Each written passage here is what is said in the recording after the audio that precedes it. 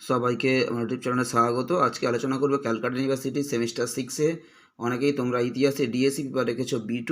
তোমাদের এই পেপার থেকে আমি সাজেশান দিয়েছি এবং সেই সাজেশান অনুসারে ইতিমধ্যে অনেকগুলো প্রশ্নের উত্তর আমি আপলোড করে দিয়েছি।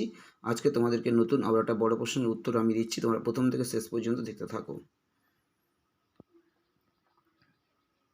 ইউরোপে বিজ্ঞানের উপর নবজাগরণ বা রেনেসাঁস বা মানবতাবাদের প্রভাব আলোচনা করো।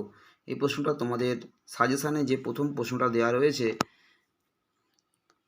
দেখো, সাহিত্য, চিত্রকলা এবং বিজ্ঞানের উপর নবজাগরণের প্রভাব, সেখান থেকে শুধুমাত্র আজকের বিজ্ঞানের উপর যে প্রভাবটা সেটা আমি 10 নম্বরের মতো করে তোমাদেরকে অ্যান্সারটা করে দিচ্ছি। তোমরা প্রথম থেকে শেষ পর্যন্ত দেখতে থাকো। প্রশ্নটা পরীক্ষায় শুধুমাত্র বিজ্ঞানের উপর প্রভাব পরীক্ষাতে প্রশ্নটা এভাবেও দিতে পারে যে শুধুমাত্র বিজ্ঞানের উপর প্রভাব লেখো, নবজাগরণের প্রভাব 10 নম্বরের। তাই আমি বিজ্ঞানের উপর আলাদা করে প্রভাবটা 10 নম্বরে লিখে দিলাম। এরপরে তোমাদের চিত্রকলা এবং সাহিত্য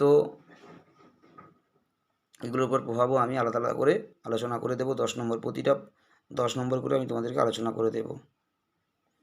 বিজ্ঞানের উপর প্রভাব, চিত্রকলা এবং সাহিত্যের উপর প্রভাব, এগুলো সবই আমি 10 নম্বর মতো করে তোমাদেরকে আমি উত্তর করে দেব। তোমরা প্রথম থেকে ভালো মতো শেষ পর্যন্ত উত্তরটা দেখো।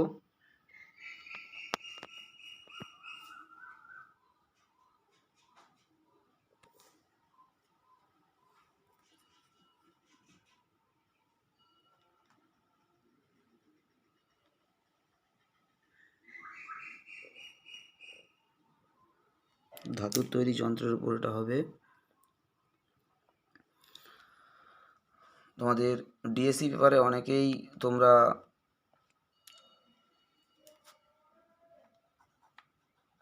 প্রশ্নের উত্তর দেওয়ার কথা বলেছিলে। আমি ইতিমধ্যেই প্রশ্নের উত্তর দেওয়া শুরু করেও দিয়েছি। অনেকগুলো তোমাদের প্রশ্নের উত্তর আমি দিয়েওছি এবং তোমাদের সাজেশানে এখনও যে প্রশ্নগুলোর উত্তর দিতে বাকি আছে, সাজেশানে যে প্রশ্নগুলো রয়েছে কিন্তু উত্তর দেওয়া হয়নি, তার উত্তর আমি এক এক করে আমি আপলোড করে দেব। তোমরা অবশ্যই ফলো রাখবে।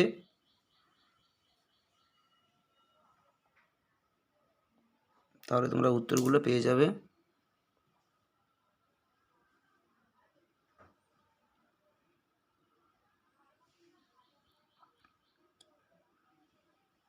এই পেপার থেকে প্রতিটি লং কোশ্চেনের উত্তর এক এক করে আপলোড করা হবে। অবশ্যই ফলো রাখবে তোমরা, সব উত্তরই তোমরা এক এক করে পাবে।